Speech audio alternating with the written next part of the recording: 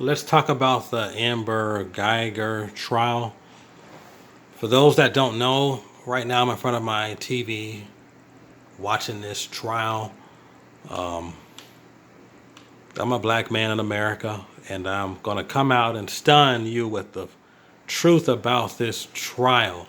About this. Right now, I'm looking at the judge coming down and giving her I guess, a Bible and hug or whatever's going on here. But I'm gonna take about 3 to 5 minutes, maybe even longer, to tell you that this is a hoax. Yeah, somebody did die. Somebody did die, and Botham, as they call him right here, you see a picture of him right here. Botham Jean did die. So I'm not here to say that he didn't die, because I'm good at conspiracies.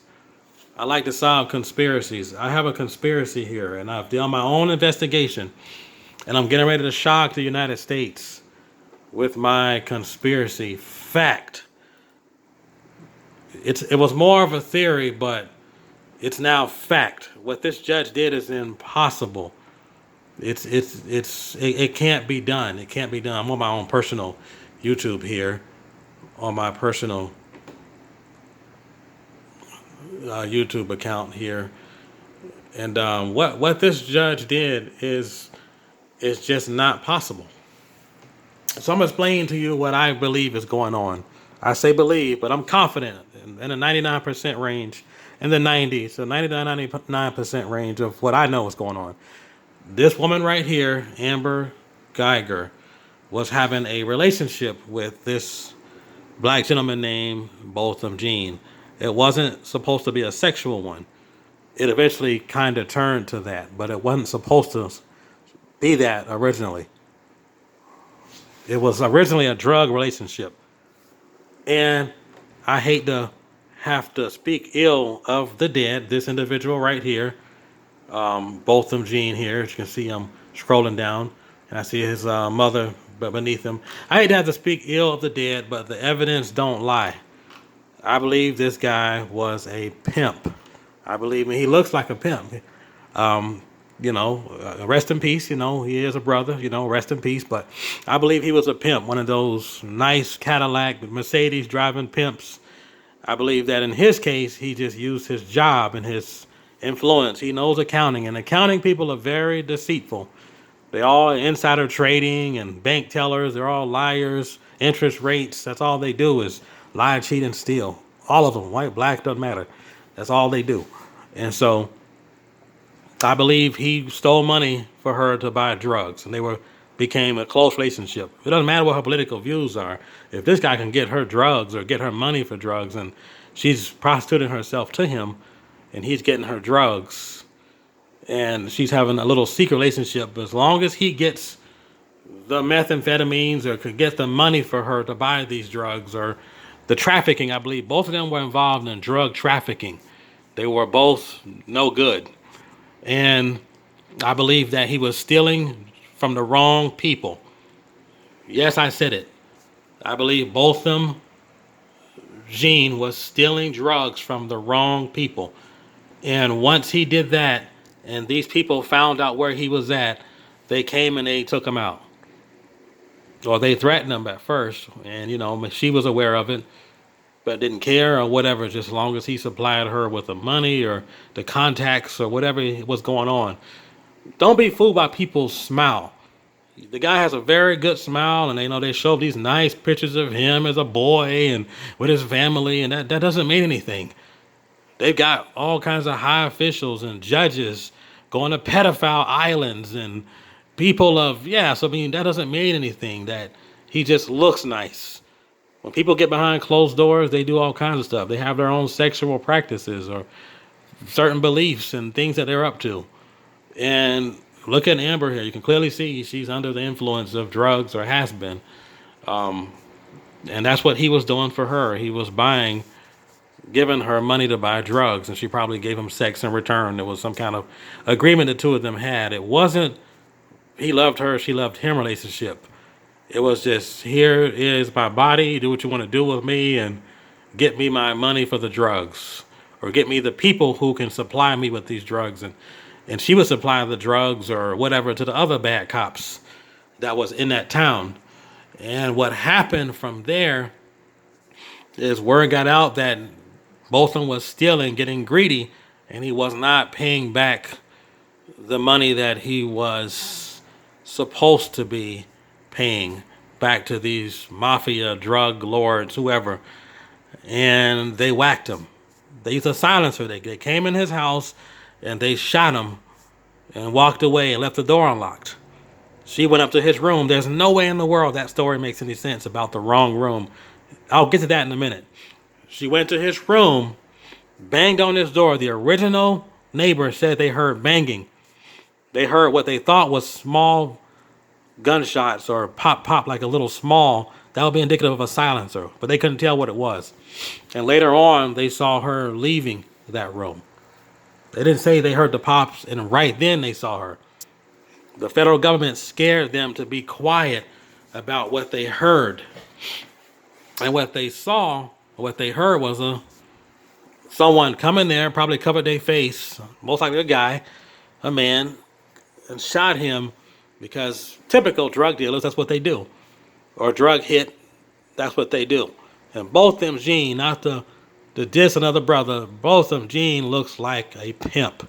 Okay, this guy can pimp like 20 girls in a strip club if he wanted to. He does not look like a black American business guy. He looks like he can work in Vegas. What stays in Vegas? That's exactly what he looks like. He looks like one of those guys that's clean cut drug dealers that was doing business. She was a dope head and she's having relations with him only for that purpose. Her and her family don't really, approve of her marrying somebody like him or whatever, but she's okay with just keep it business. That's all. She goes up there to handle her business. She finds his body dead. Oh no, what did I do? Oh man, she touches the door when she sees it's open, touches the counter and the walls and walks down and she freaks out because her fingerprints are now there. And now what does she do? Because she's been in that apartment. Okay, so she's gonna have to say, yes, I've been in here because I just walked in here. She's actually been in that apartment on many occasions. And so if you analyze this case very carefully, like what I did, and I know what I saw, I know what I'm looking at. I'm not stupid. I know that this doesn't make any sense to me.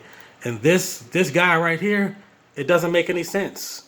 It doesn't make any sense. He knows. He knows. He looks at her. He gives her contact. You have to be like those people that do lie detectors. He's given her contact and he knows because he's met her. He's went to visit his brother. And he's been to that apartment. And so he does know that Amber has been by there. He's probably smoked weed with her and I believe had sex with her. I believe that individual had sex with Amber. The way he looked at her and the way he said he cared for her, that doesn't make sense. And he knows the real truth.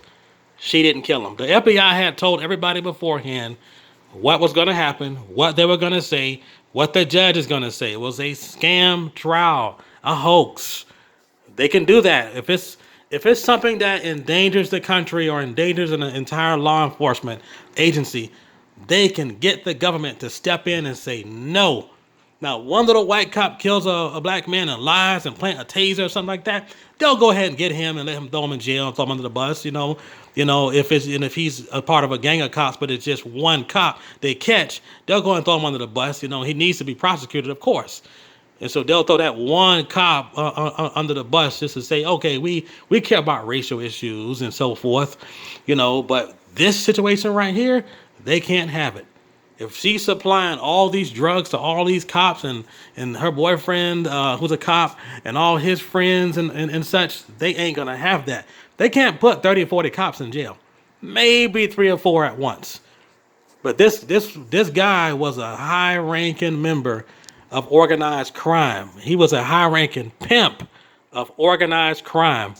And I was all for him at first. Of course, I hated her, and I still hate her. She's trash. Look at her. And I know now I'm not for him anymore because I know this doesn't make any sense. That little brother knew something. That judge knew something. That's why they said what they said and did what they did, because they knew that she did not pull the actual trigger that day. She called her buddies in there, and they knew she was lying, of course. And it was too late because her fingerprints were there. She couldn't run. The neighbors already saw her leaving. So she was pacing back and forth to figure out what she's going to say. And she called all of her friends, and they said, just say you thought it was your apartment. Just make up something quick. You have to think fast because everybody's going to show up there. You're a police officer. The the firefighters might show up. Then the ambulance, the FBI, and the FBI did take some pictures of the scene, and they already knew about the scene. They're not going to tell you that in public. They was investigating that guy. They're not going to tell you that in public. That guy was into fraudulent activities. Okay, almost all those Enron kind of people, those bankers, he wasn't a banker, he was an accountant. Those are the worst. A banker is going to get caught. An accountant isn't. They can send money all over the world. They can steal money from one bank and put it in another bank and never get caught and cover their tracks. They know what to do. And this guy was stealing money for a lot of the cops and Amber, and someone found out and tipped off the mafia or the drug lords or one of those violent gangs. They're all the same level, and they went and whacked him, okay? They knocked on his door, and then he opened it up, and they busted in, and they shot him. They got him, and they shot him and threw him over. They claim they found his body near the ice cream or whatever, but I don't believe any of that. I believe that he was killed, and both of them were up to no good, and that whole department was involved. And they covered it up. The FBI did and warned them, the neighbors, stick to the story. You heard gunshots and you saw Amber, and they told Amber, we got this. Unless you want to go down for felony drug trafficking, which is a mandatory life sentence, and not only that, bring down all the cops with you, just go ahead and say you shot him and it was an accident, and stick to that narrative. You'll get 20 years or less. Otherwise, go the federal route, and they'll put her in prison for life and go after all the other cops, and it'll just be a disaster. But they're not going to let that happen because all those high-ranking cops are not going to go down. Some of them have ties to the FBI, have ties to the CIA, and they're not letting all those cops go down because this one person right here and that one pimp, Botham John, they're not going to let that happen. And I had to analyze and watch this entire case, and it just doesn't make any sense. Everything's a lie. They're reading from a script. No judge in the history of the United States has ever hugged a convicted murderer. That's the red flag right there. No judge will ever hug a convicted murderer. No person's family will ever say they just love them so much and they just forgive you. Yeah, it's good Christian values, but if you look carefully, the way he looks at her and the way he hugs her, and he knows something. He was already briefed. He's in on it. It was a stage. It was a lie. They do stuff like this to keep the masses in the dark. They occasionally stage some of the shootings, but most of the shootings are real. Now they are. So they'll do one fake one and they'll have 5 real ones. And they'll have one fake. At 9/11, they can do anything. They let the planes hit the buildings and they turn around and had bombs already in them in case the planes didn't work. Then they had bombs already in Building 7. And they just went ahead and brought down the buildings. They fooled you with that. But this case right here was a situation where they were just going to sweep it under the rug if she hadn't came to that door. So let's say she never came to that door. Botham Jean's body was just going to be found there by a family member or his work, and he was going to be out of the way. Simple as that. She went to the door because she was dirty and was a cop doing drugs with him. Found the body, banged on the door to let her in. I'm outside. Let me in. That's what 5 people said originally in 2018, and they got scared. They were told if they ever speak again, they're going to get in serious hot water. Be quiet about what they heard. That's serious because that is what happened. She went to the door and bang, let me in, opened it up, and it was already open. Walked in and went ballistic and ran out of there. She knew that her fingerprints were already in the scene. Once she left, 3 people or 4 people saw her leaving, and now she's in trouble. Someone saw me in a uniform leave. What did I do? Now she has to call and say, I was in there. I could see it in her eyes. She's terrified. She's scared. She knows that she didn't pull that trigger. She knows that the mafia, some gang did it, and they're after her also. They were both up to no good, stealing people's hard-working monies, just like that Enron idiot in Houston did. But both of them was able to get away with it because he had access to all this money all across the world. Remember, accounting people have access to money from other countries. They can also send money overseas to Swiss bank accounts and steal from a Swiss bank if they're clever enough. And if he stole somebody's money in another country and they found out who did it and they led it back to him and they went to his front door and quietly knocked and they executed him, that was a hit. That was a hit. But I believe that guy was supplying her with crystal meth money. She had her little salary. They only make about 40 grand to start. So if she was a 4-year, she probably made like 45,000, I'm guessing, right? If her apartment is what, $1,500 a month plus car insurance and food and water, she only gonna pocket about 10, 15 grand a year, right? So that means there ain't no way she could afford the crystal meth that we all know that she was using. Because crystal meth I believe is more money. I don't use drugs, but I know that I hear crystal meth is more than weed, and she might have smoked weed also. Where did she get the money to buy this? Many people that are dirty cops, they become dirty cops for their bad habits. They want to be mobsters. They want to lie and cheat. Some become cops for the good reasons. She became one for a bad reason. She knows she can go around, find out what the drugs is, get it for herself, arrest people, beat them up, throw them in jail, point guns at them, give me your drugs, and that's all I want. Get out of here. That happens too a lot. But in her case, she wanted to buy most of the drugs. She wanted to be an established police officer, 5, 10, 15 years, and have a retirement someday. And bought and fueled her habit at the same time. And I believe that Botham was the guy to do it. He just happened to be black. She has her own conservative views against, certain people of color. But she's willing to bend those for that drug habit. And you see that a lot in the trailer parks. A lot of people have certain views and racism views, but when it comes to drugs, they drop that in a heartbeat. And that's exactly what she did.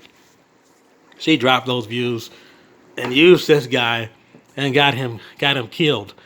And he's not good either. And I was once on his side. I'm going to still say rest in peace, but I believe that he was a bad person now. It takes guts to admit I'm wrong about something. It took guts to admit that I believe that Trayvon was violent. George Zimmerman should have never killed him. Of course not. Should have fought like a man. But I believe now that Trayvon was a little too violent over every situation. I'm not calling this guy violent. 'Cause I don't believe he was violent. I believe he was a very, very educated man, and he was liked by many people. That doesn't matter. He had his personal life that you don't know about. You see what I'm saying? He had his personal life. And behind closed doors, he was cooking the books. Probably on the job cooking the books. He wasn't getting caught. He knows how to get that money funneled to her. And she was buying those drugs, and she was at his door, banging on his door, and 5 people testified off the records. That's what they heard. Then they changed their stories and said, yeah, there was gunshots, and she ran out. The part where she ran out, they did see that part. In fact, they never called the cops when they heard gunshots because they didn't think it was gunshots. They thought it was a thud or indicative of a silencer. The guy was executed. And when you execute somebody, it's 2 to the chest. Same that cops are taught a similar technique, but most people that execute people, that's how they do it. And there's that slim possibility that she went there and that he ripped her off and she just killed him because he owed her money. But that wouldn't make any sense. She could pay a drug dealer. She could pay a drug dealer to kill him. Or she could pay somebody on the outside to get rid of him. Or she could just arrest him for something and frame him and get him thrown in jail. So it don't seem like she would do that. He was the one supplying her. That's what I'm confident. I'm confident that he was getting the money for him and those bad guys at the department. And It was either choice A or choice B. Choice A, the feds knew about all of it. They was investigating him and her. They said, look, you're done. You're going to go down anyway. Just go ahead and plead or tell us secretly through your lawyer, speak to your lawyer, what's going on. Of course, through her lawyer, she don't have not to talk. Her lawyer told them they got all the dirt on you. They already know that you and that guy was there. They're not going to tell the media that, though. They're going to tell the media that you accidentally went to the wrong apartment. And only the dumbest person on earth believes that story. You got to be stupid as hell if you believe she went to the wrong apartment and just the red mat that was at the front door and different things that were different, and she walked all the way in there. That is baloney. It doesn't make any sense. That's what the lawyers had to agree on in the media and make a race issue out of it. And because the individual here is racist, I've already got a reply showing up here. I'm posting lots of comments on YouTube about this. But yeah, and she, though, because she is racist, and definitely is, she bent her racist beliefs for the drugs. Because she had to have that crystal meth, and and she also had a relationship with the boy, the young boy. She probably found him very attractive. He was young, fresh, handsome little boy there, you just saw. And he looked at her with a look. I was 18 too. I'm 37 now, I'll be 38 in a month. I know what an 18-year-old wants. I know that look in his eyes. That guy had sex with her previously. There's no way in the world he didn't. Either he had sex or sexual contact, or he saw her naked, or they did drugs together, or they kissed. Something they did together.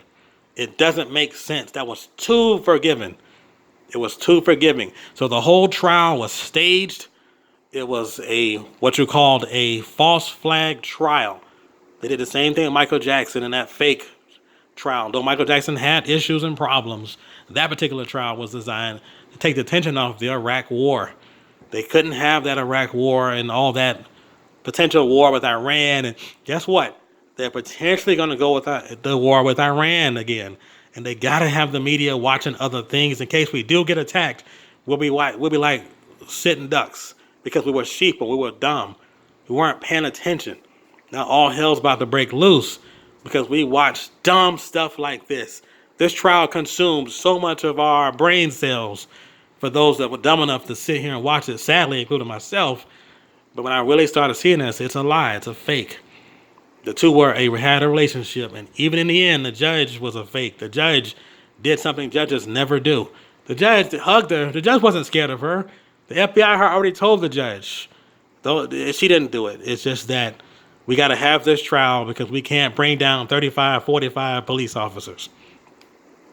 We can't allow that many cops to go to prison and get involved in a big scandal over this one guy stealing money and this one meth head woman, and she can go to her grave quietly and sleep at night and know that she saved that department from all kinds of nightmare. But pass this video around because almost nobody has yet to make a video. We used to have Alex Jones years ago. He's gone now. I'm not the biggest Alex Jones fan, but this would have been an excellent video for him to break down that it doesn't make sense. None of it makes sense. They would have had to have some kind of previous relationship. Based on the things that I've heard in the trial, they had to have known each other or crossed paths. And not only I believe they crossed paths, they were part-time lovers and drug dealing with each other. Please pass this message around. The Amber Guyger Botham Jean trial was a hoax and a fraud. Thanks for watching.